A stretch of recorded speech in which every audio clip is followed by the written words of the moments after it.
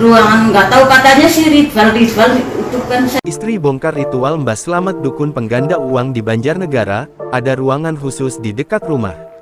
Seneh 49 tahun istri dari Tohari alias Mbah Slamet 45 tahun, dukun pengganda uang di Banjarnegara viral membeberkan ritual suaminya. Diceritakan sang istri saat bertemu tamu, Mbah Slamet melakukan ritual di depan ruang tamu rumah bersama beberapa tamu yang diundangnya. Bapak sering menerima tamu juga di situ. iya. Itu ruangan. Ruangan nggak tahu, katanya sih ritual itu kan saya juga kurang tahu ya. Kalau udah ngobrol di sini kan dibawa ke rumah situ tamunya gitu. Udah keluar dari situ ya ke sini lagi ngobrol lagi, ngopi lagi gitu.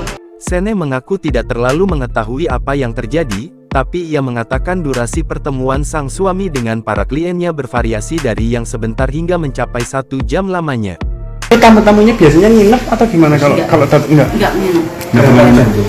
Ya kadang ada yang 1 jam, ada yang 1 jam kan gitu. Oke. Di ruangan itu ada apa aja sih Bu? Ibu pernah masuk? Kosong. Kosong. Kosong. Jadi kalau yang di situ Bu, di ruangan situ itu ramah nggak Bu?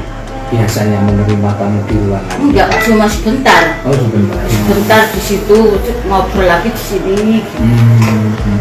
Sebentar itu maksudnya 15 menit atau setengah Ya, jam gitu? iya kayaknya. Saya kan kurang tahu ya. Iya. Kalau istri kan kalau udah ngasih minum, kan saya keluar enggak gitu. Dengar orang ngobrol gitu kan enggak.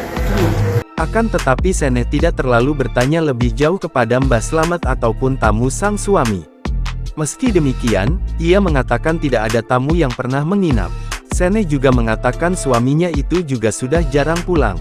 Menurut Seneh, Mbah Slamet sudah 1 tahun tidak tinggal di rumah seusai bertemu seseorang asal Pagentan. Oke. Tapi Ibu nggak tahu ya pekerjaan Bapak? Enggak tahu. Jarang di rumah sih. Pernah dikasih uang berapa? Dari mana Bu tanya nggak? Kalau kasih uang ya dulu memang ya cokan dikasih uang mau ada anaknya ya. Tapi kan itu uang dari hasil nipu atau hasil garong kan saya juga nggak tahu. Orang istri kan dikasih nafkah kan nggak tahu uang dari mana gitu.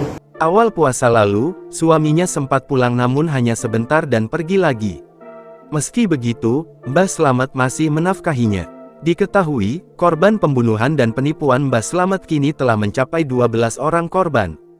Para korban ditemukan terkubur di sebuah kebun di Desa Balun Banjarnegara dengan jenis kelamin pria dan wanita.